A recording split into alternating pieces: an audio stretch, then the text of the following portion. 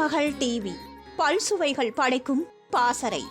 அனுபவம் புதுமை என்ற திரைப்படத்தின் மூலமாக ஒரு இயக்குநராக வெள்ளித்திரைக்கு அறிமுகமாகி பின் சிவாஜியின் கலாட்டா கல்யாணம் திரைப்படத்தை இயக்கும் வாய்ப்பு கிடைத்து பின்னாளில் அவரது பெரும்பாலான வெற்றி திரைப்படங்களை இயக்கிய இயக்குநர்களில் ஒருவராக பார்க்கப்பட்ட இயக்குனர் சி.வி. ராஜேந்திரன் இயக்கத்தில் சிவாஜி நடித்து வெளிவந்த மற்றொரு வெற்றி திரைப்படம்தான் சங்கிலி.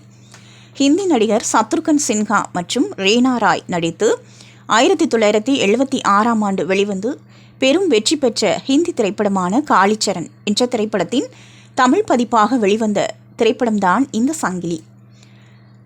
இந்த திரைப்படம்தான் நடிகர் திலகம் சிவாஜி கணேசனின் புதல்வரான இளைய திலகம் பிரபுவை ஒரு நடிகராக வெள்ளித்திரையின் வெளிச்சத்தில் அடையாளம் காட்டியது.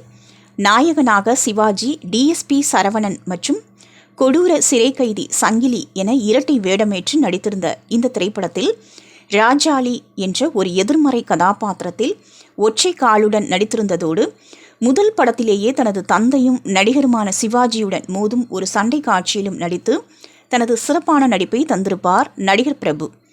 தனது மகன் பிரபுவை ஒரு போலீஸ் அதிகாரியாக்க வேண்டும் என்று நினைத்திருந்த நடிகர் திலகம் சிவாஜி கணேசனுக்கு பிரபுவை ஒரு நடிகராக பார்க்க நேர்ந்தது எதிர்பாராத ஒரு இன்ப அதிர்ச்சியாக கூட இருந்திருக்கலாம்.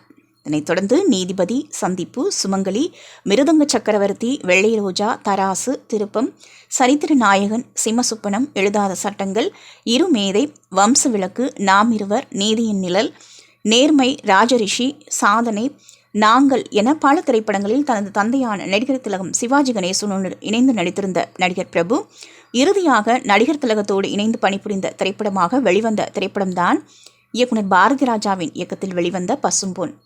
இவ்வாறு தனது தந்தையின் திரைப்படத்தின் மூலம் அறிமுகமாகி அவரோடு பல திரைப்படங்களில் பணிபுரியும் நல்வாய்ப்பு கிடைத்தது.